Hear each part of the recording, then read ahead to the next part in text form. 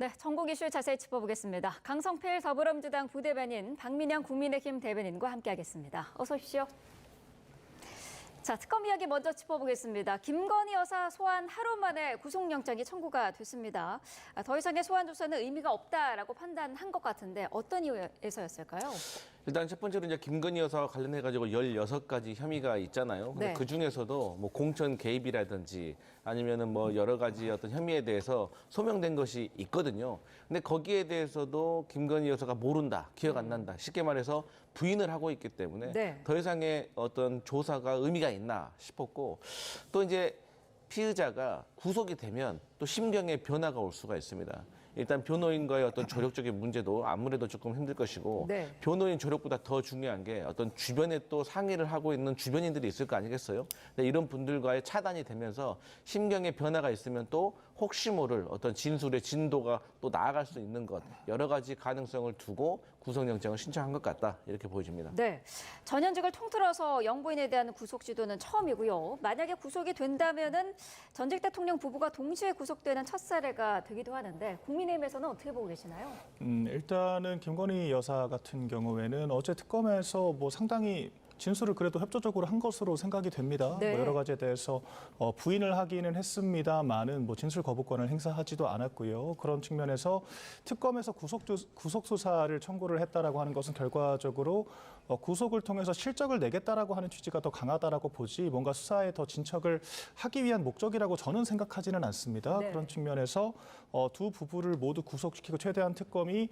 언론에 많은 보도를 태움으로써 나름대로의 실적을 보이고자 하는 그런 목적이 있다라고 생각을 하는데, 결국 특검의 더 본질적인 목적은 죄를 입증을 하는 거거든요. 규명을 하는 것인데, 지금 김건희 특검이 혐의가 굉장히 많다라고 얘기를 하고 있지만 사실상 조사 시간은 또 그렇게 길지도 않았습니다. 그렇다라고 하는 것이 혐의에 비해서 입증할 만한 근거 자료들은 상당히 적은 것이 아닌가라는 생각이 들고, 3개 혐의에 대해서 구속영장 청구를 했는데 이것들 역시 처음 특검이 출범했던 그런 의혹들에 비해서는 상당히 적은 분량이라고 생각을 하거든요. 네. 또 한 발 더 나가서 김건희 여사가 또 영부인이라고 하는 존재가 우리나라에 상당히 좀 법적으로 모호한 층위에 있지 않습니까? 민간인이라고 하기에도 애매하고 공직자라고 하기도 애매하기 때문에 네. 뇌물죄 등의 혐의를 적용하기가 굉장히 어렵거든요. 이런 부분들을 어떻게 입증해 나갈지를 지켜보는 것이 더 중요하지 않을까라는 생각이 듭니다. 네, 윤석열 전 대통령에 대한 2차 체포영장 집행 시도는 어제도 실패를 했어요.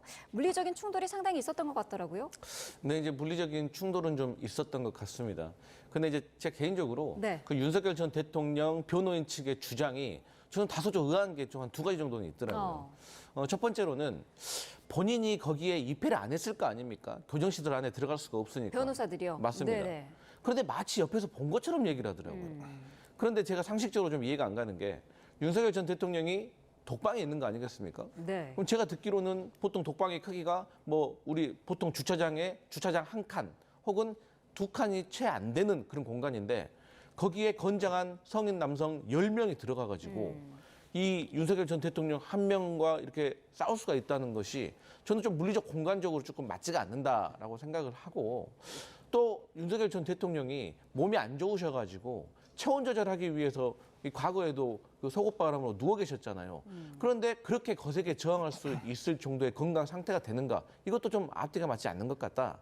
결과적으로 그렇게 뭔가가 부당하고 잘못됐으면 변호인의 주장처럼 응분의 대가를 치르기 위해서 고발을 하십시오.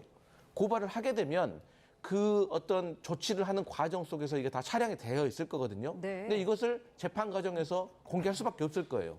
그러면 우리 국민들도 정말 우리 그 교정 당국이 과도하게 인권을 침해했는지 이게 다 알 수 있는 거 아니겠어요? 그래서 말로만 하지 마시고 그렇게 억울하고 인권을 침해 당하셨다고 하면 빨리 고발하시기 바랍니다. 그런데 만약에 윤 전 대통령 측의 주장에 사실과 달랐던 부분이 있었다면 특검이 바로 잡았을 텐데 어제 특검의 내용에서는 그런 부분은 또 없었어요. 물리적인 충돌이 상당히 있었던 것은 양측 모두 사실로 인정을 하는 것으로 생각이 되고요. 어제 구치소 내에서도 폭동 사태를 진압하는 좀 특별팀이 있다라고 전해지거든요. 네. 그 팀까지 직접 동원돼서 10여 명 정도가 강제적으로 물리력을 동원했다라고 이렇게 이야기가 되고 있습니다. 그런데 이런 사례가 과거에 있었나라고 하는 생각이 들거든요. 통상 이렇게 피고인이 진술과 수사를 거부하는 경우들은 왕왕 있다라고 하는 것이 구치소 측의 설명이고, 그런 경우에도 물리력을 동원할 수 없다라고 하거든요. 그 관련 규정상으로 물리력을 동원하기 위해서는 피고인이 자해를 한다거나 뭐 폭력 행위를 일으킨다라거나 하는 소요 사태가 있어야만 가능한 건데, 네. 그렇지 않은 상황에서 단순히 수사 협조하지 않는다라고 하는 이유만으로 이렇게까지 특별팀까지 동반해서 강제 구인을 하려고 한다? 전 이게 실익이 뭔지 일단 모르겠습니다. 네. 내란 특검도 그래서 윤석열 전 대통령이 수사를 거부하고 어차피 진술 거부권을 행사할 것이 명확하기 때문에 추가적인 수사 없이 바로 기소를 했거든요. 그런데 김건희 특검만 좀 유난스럽게 이렇게 좀 촉발되는 그런 상황들을 연출하려고 하는 것 같다라고 저는 생각이 되고, 이것이 지금까지 김건희 특검이 내란 특검에 비해서 실적을 내지 못했다라고 하는 그 지적에 대해서 조금은 우리도 일하고 있다라고 하는 것을 보여주기 위한 목적의 퍼포먼스가 아닌가라는 생각이 들고요. 네. 이런 식의 좀 안 좋은 그 인권 침해 사례들을 만들어가는 것이 앞으로 민주당 정치인들도 피고인이 될 수 있지 않습니까? 그리고 민주당이 과거 그런 자리에 있었기 때문에 검찰을 향해서 개혁을 해야 한다, 인권 보장해야 한다라고 얘기하고 조국 전 장관이 인권 규정까지 만든 거 아니겠습니까? 이런 상황에서 입장 바뀌었다라고 해서 이렇게 무자비한 수사를 용인하는 것이 국가적으로 매우 큰 안 좋은 전례가 될 수 있다, 이렇게 말씀드리겠습니다. 네. 근데 이제 제가 좀 말씀드리고 싶은 게, 우리 대변인께서 말씀하셨던 그 7가지의 조건이 있어요. 구인을 할 때. 근데 거기 마지막에 보면 형 집행을 방해하는 것도 강제 구인의 사유가 될 수가 있습니다. 그러니까 체포영장을 정당하게, 체포영장도 법원에서 발부한 거 아니겠어요? 그래서 이건 정당한 것이고, 말씀하셨지만 민주당 뭐 소속의 구성원도 나중에 피해자가 됐을 때 그렇게 거부한다면 당연히 형 집행을 해야죠. 그리고 한간에 이런 주장들이 많습니다. 아니 어차피 구인을 해서 이 특검 조사실에 앉혀놔도 아니 진술 거부권을 사용할 텐데 왜 굳이 이렇게까지 해야 되냐 그러니까요. 하는 주장 많은데 네. 절대 그렇지가 않아요. 이게 선례가 되는 거예요.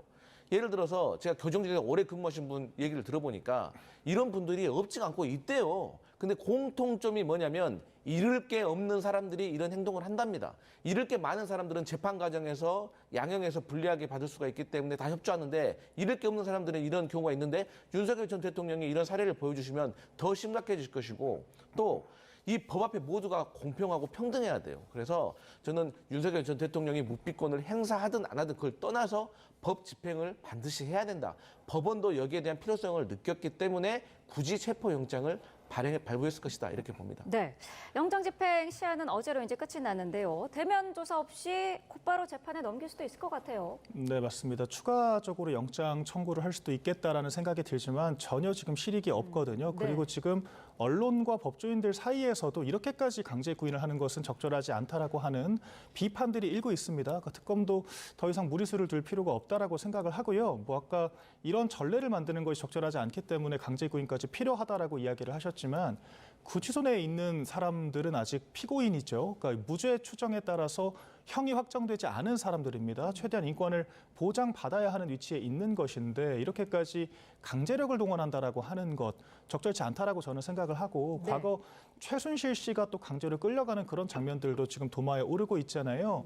저는 윤 전 대통령도 후회를 하고 있을 거라고 생각하고 그래야 한다라고 생각을 합니다. 네. 매우 적절하지 않은 장면이었고요. 결국에는 이제 피고인의 인권 보장이라고 하는 것이 우리가 선진 사회로 갈수록 더 폭넓게 보장돼야 한다라고 저는 보고 있기 때문에 이런 식의 장면을 연출하기보다는 뭐 현장 조사를 통해서 문제를 해결하든지 대안들이 있지 않습니까? 아니면은 추가적인 수사보다는 재판에 넘겨서 재판부가 판단하도록 하는 것이 맞다라고 생각을 합니다. 네. 어제 법무부에서 3일심사위원회가 열렸습니다. 이재명 정부 첫 특사 명단에 조국 전 대표 부부가 포함이 됐더라고요. 지금 뭐 국민 정서라든지 아니면은 형기를 어느 정도 채웠느냐, 이 부분에서 이번에 사면하는 게 맞느냐라는 여러 가지 의견들이 나오고 있는데요. 어떤 의견이신가요? 일단 저는 개인적으로 그 조국 전 대표의 어떤 관련된 혐의와 그 혐의가 확정돼가지고 어쨌든 법적 책임을 지고 있는 거잖아요. 네. 근데 이제 분명히 잘못은 있었다고 봐요. 그리고 그 잘못이 작은 것도 아닙니다. 국민의 정서도 건드린 면이 있고요. 네. 그런데 모든 어떤 법적 책임은 그와 비례하게 전 져야 되는데 조국 전 대표 같은 경우는 본인의 배우자가 4년의 실형을 살았습니다. 그리고 본인의 딸은 의사면허가 어쨌든 취소됐습니다. 아들도 학위가 취소됐고요. 친동생도 징역 3년을 실형을 살았습니다. 그리고 본인도 지금 어쨌든 2년을 확정되어서 형 집행 중에 있습니다. 그러니까 조국 전 대표라는 사람이 민정수석으로서 법무부 장관으로서 이 검찰 개혁에 앞장을 서지 않았다고 하면 이렇게 온 가족이 멸문지화를 당했을까? 저는 그건 아니었을 거라고 생각을 해요. 그래서 분명히 죄가 있기 때문에 그 죄에 있어서는 사실 뭐 조국 전 대표 혼자서 뭐 실형을 산다든가 아니면 배우자가 뭐 혼자 산다든가 좀 이런 식으로 이루어져야지 온 가족이 다 이렇게 멸문지화를 당한 것은 과도한 측면이 있다라는 생각은 분명히 있습니다. 그러니까 죄를 지은 것과 그 죄에 대한 책임을 지는 건 좀 다른 문제라고 생각을 하고 네. 여기에 대해서는 많은 국민들이 공감대를 이루고 있다라고 느끼고 있는 상황입니다. 국민의힘은 어떤 입장이신가요? 사실 윤 전 대통령 부부 같은 경우에는 적용받는 혐의가 다르지만 조국 전 장관 부부 같은 경우에는 입시 비리의 공범으로 적시가 돼서 재판을 받았습니다. 그리고 과도한 어떤 비례에 맞지 않는 형을 받았다라고 하는데 조국 전 장관이 2년형을 받았거든요. 근데 그마저도 입시 비리에 대해서 전혀 인정을 하지 않고 반성하지 않는 모습을 보였기 때문에 대법원에서 실형을 확정 판결을 한 것입니다. 그리고 지금 이제 한 8개월 정도 감옥에 가 있는 상태죠. 네. 형기를 절반조차 채우지 못한 그런 상황입니다. 그리고 심지어 2심, 4실심 유죄가 나온 직후에도 조국 전 장관은 창당을 해서 출마를 했고 배지까지 달았고요. 또한 지금 감옥에 가 있는 상태에서도 하루 종일 접견을 하고 심지어 출판까지 하면서 거의 정치인 행세를 하고 있어요. 이런 상황에서 특별 사면을 검토를 한다라고 하는 것 자체가 국민들에게 공분을 살 만한 행동이라고 생각을 하고요.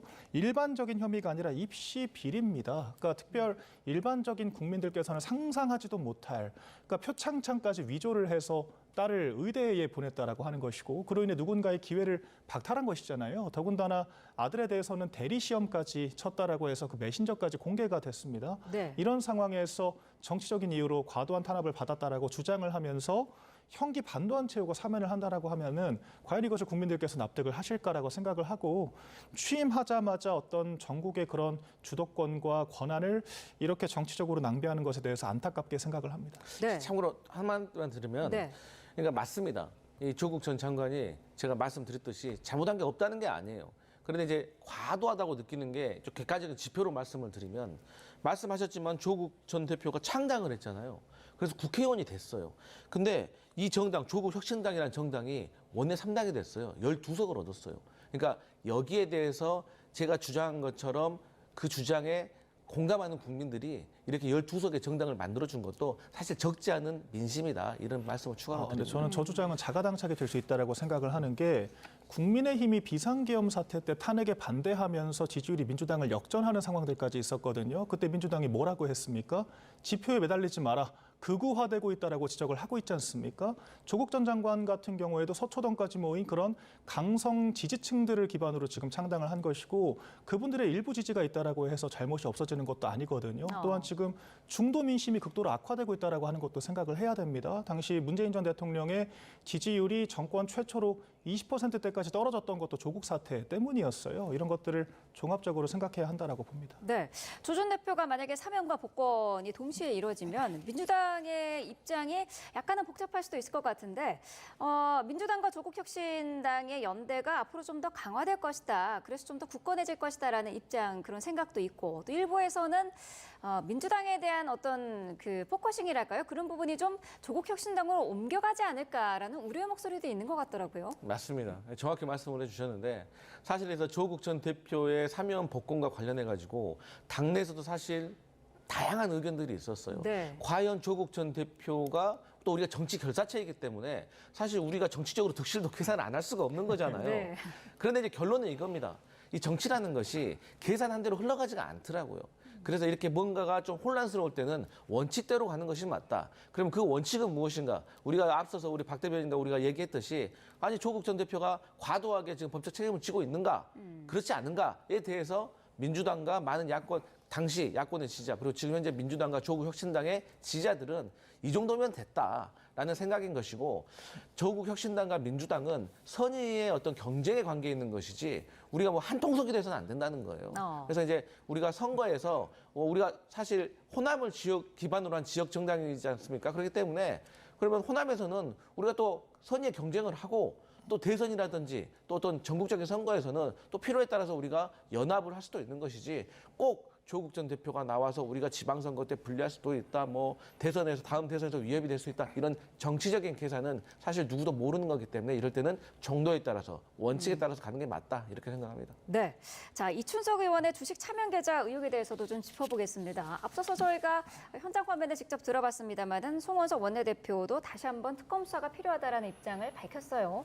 네. 그러니까 이거는 사실 굉장히 중대한 범죄라고 할 수 있겠죠. 그러니까 민주당의 잘못된 세제 개편안 때문에 지난 금요일 날 블랙 프라이데이라고 하죠. 시총 116조 원이 증발을 했습니다. 네. 이에 대해서 진성준 전 정책위의장이 무슨 말을 했느냐. 이쯤 되면 이제 매수 타이밍이다. 지금 주식 사면 이득 볼 수 있다. 떨어졌다라고 해서 굳이 악재는 아니다라는 식의 이야기를 했거든요. 이것은 개인 투자자들을 농락한 거라고 저는 생각을 합니다. 그런데 지금 민주당의 이춘석 전 법사위원장입니다. 국정기획위에도 있었고요.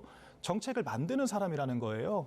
AI를 담당하는 사람이 5대 AI 국가대표가 선정되기 직전에 신용대출까지 해서 선매수를 했다라고 하면은 이것은 상당한 중대한 내부 정보를 활용한 범죄인 것이고요. 그런 범죄 사실을 감추기 위해서 차명 계좌까지 사용했다라고 하는 지금 정황이 있는 것이지 않습니까? 결과적으로 민주당과 정부가 얘기했던 코스피 5천 시대가 개미들을 털어서 민주당 정부 여당 배불리기 위한 것 아니었는가라고 하는 생각을 할 수밖에 없는 것이고 네. 저렇게 셀프로 호재를 만들어서 이익을 취한다라는 것 자체가 굉장히 중대한 문제라고 저는 생각을 하거든요. 그렇기 때문에 저희 당 입장에서는 민주당이 이렇게까지 유례 없이 발빠르게 꼬리 자르기를 하는 것 자체도 의심스럽다. 이런 것들이 국정기획위를 좀 전반하는 문제라는 것이 지적될 수밖에 없기 때문에 선제적으로 조치를 한 것이 아니냐라고 저희는 생각을 하고 이런 부분들이 충분히 빙산의 일각으로 지적될 수 있다라고 생각을 합니다. 그렇기 네. 때문에 특검 아니더라도 최소한 국정조사에 준하는 식의 조치는 있어야 한다. 절대 이게 이춘석 의원의 개인 비리로 취급되어서는 안 된다라고 하는 것이 저희 국민의힘의 입장입니다. 네, 어제 민주당 윤리심판원이 이춘석 의원뿐만 아니라 이 참호 보좌관 모두에게 제명 사유가 있다 이렇게 확인을 했더라고요. 네, 맞습니다. 그러니까 이것은 뭐 저희가 뭐 어떤 변명으로도 이렇게 뭐 할 수 없을 만큼 중대한 잘못이고 제가 국민들께 이제 송구스럽다는 말씀을 전할 수밖에 없는 상황이고요. 또 국민의힘에서 저렇게 비판하는 것도 당연하고 국민들께도 송구하다는 말씀을 거듭 드릴 수밖에 없는 상황입니다. 그런데 이 송원석 이 국민의힘 비대위원장이 뭐 민주당의 이춘석 의원을 뭐 제명시켜 가지고 꼬리 자르겠다. 과연 본인이 그런 말을 할 자격이 있습니까? 유명했잖아요. 정강이 킥. 아니 당직자를 정강이를 걷어차가지고 이분들이 당무 거부하니까 못 이기고 자진 탈당했잖아요. 본인이. 그리고 나서 어떻게 했어요? 4개월 만에 본인이 복당했어요. 아니, 그런 전적이 있으신 분이 어떻게 민주당에게 꼬리 자르기를 한다고 말씀하실 수가 있어요. 그러면 저희가 만약에 제명을 안 시키면 아이고 제명 안 시켜도 되겠습니다. 그렇게 얘기하셨겠어요? 아니잖아요. 왜 그때는 제명 안 시킬 거냐고 또 그렇게 비판하실 거 아니에요. 그래서 우리 박 대변인도 아시겠지만 정당에서 제명이라는 거는 사실 가장 할 수 있는 최고의 조치 아니겠습니까? 그렇기 때문에 저는 이제 저희가 제명시킨 거는 꼬리 자르기가 아니다라는 말씀을 드리고 싶고 네. 특검을 하자. 뭐 일리가 있습니다. 또 지금 상황에서 야당으로서도 할 수 있다고 생각을 해요. 하지만 저희가 김건희와 관련해 가지고 그동안 뭐 내란과 관련해 가지고 얼마나 많이 특검하자고 했습니까? 그때 뭐라고 하셨어요? 수사기관의 어떤 어떤 결과를 지켜보자. 지켜보면 될 거 아닙니까? 그래서 지켜보다가 이게 문제가 생기면 국정조사를 할 수도 있는 것이고 또 문제가 더 심각하다고 생각하면 그때 가서 국민적인 공감대가 있다면 특검도 할 수 있는 거지만 처음부터 이렇게 특검하자고 하는 것은 과도한 정치 공세다.